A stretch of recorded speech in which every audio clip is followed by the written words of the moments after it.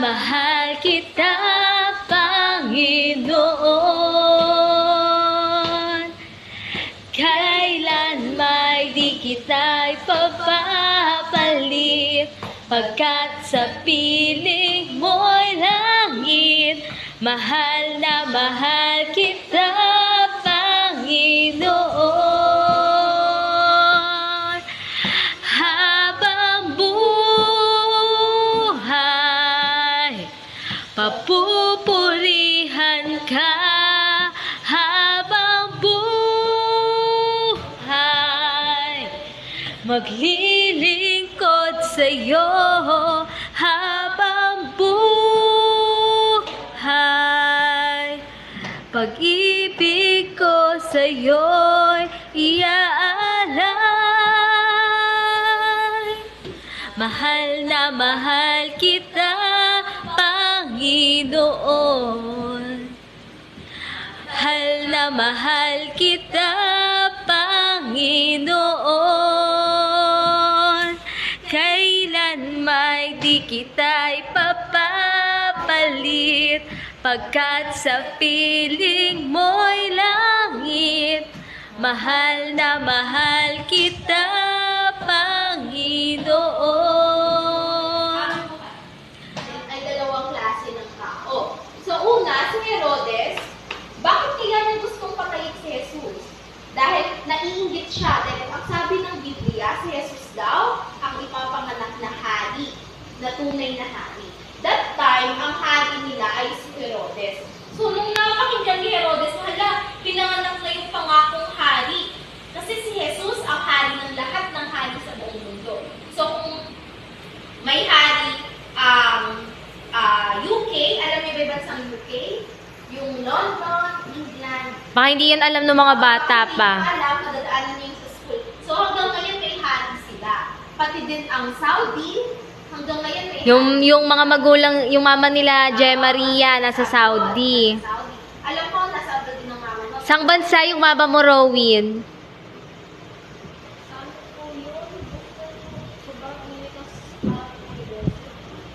Parang bandang Saudi din actually. Middle East yun.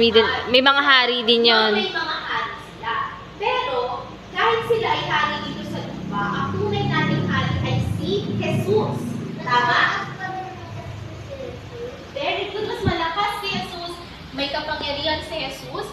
Ang mga hari dito sa lupa, tao lang sila, kagaya natin. Pinanganak lang sila, nasa palasyo.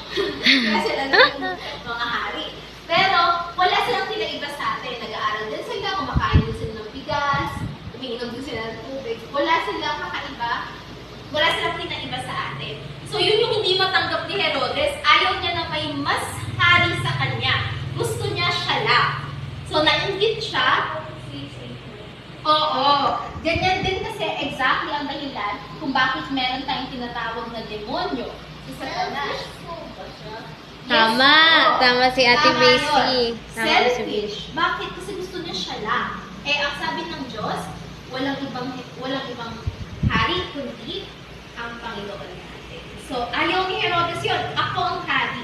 Kaya, niloko pa niya yung mga panta. Sabi niya, sabihin niyo sa akin pag nakita niyo na si Jesus, sasambahin ko siya. Pero ang totoo na sa isip ni Herodes, nagsisinungaling siya kasi ang totoong gagawin niya, papatinin niya. Eh, syempre, wala naman tayong isi-secret kay God. Pwede ba tayo mag-secret kay God? Kuya, pwede ka ba mag-secret kay God? Hindi. Kasi nakikita niya lahat. Nakita ni Lord yung lahat ng Yes po, liar. Ganun ang mga karakter ni si Liar. May sorry po yan? Ayan. Kasi yan din. Okay. So, ganun siya. So, tayo, kapag tayo ay selfish, puro sarili ang isip, gusto natin, ako pinakamatalino sa klase. Kahit mangopya pa ako, isa akong pinaka-perfect. Mali yun. Ganun yung character ni Herodes, naiinggit siya.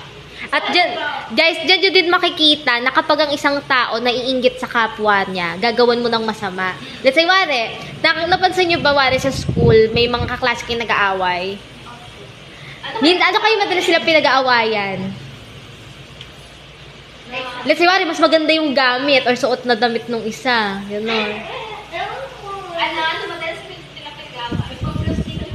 Alam nyo ba na ang ugat ng pag-aaway ay minsan inggit sa kapwa? Dahil wala ka nung bagay na meron. Nakakuha mo na, ngayon alam mo na Ate Macy. Minsan, bakit sila nag-aaway? Kasi, halimbawa, mas maganda itong classmate. Nainggit Pero siya. gusto mo itong pinakamaganda.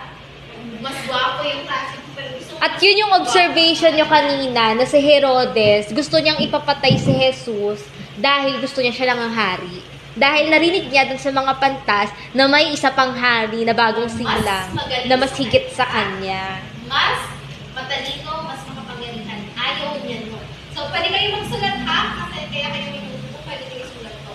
Na ano yung mga dapat natin makita kay Herodes? Yung inggit. Ang inggit, kapag bumuod yan sa puso mo, iisipin mo, paglaki ko.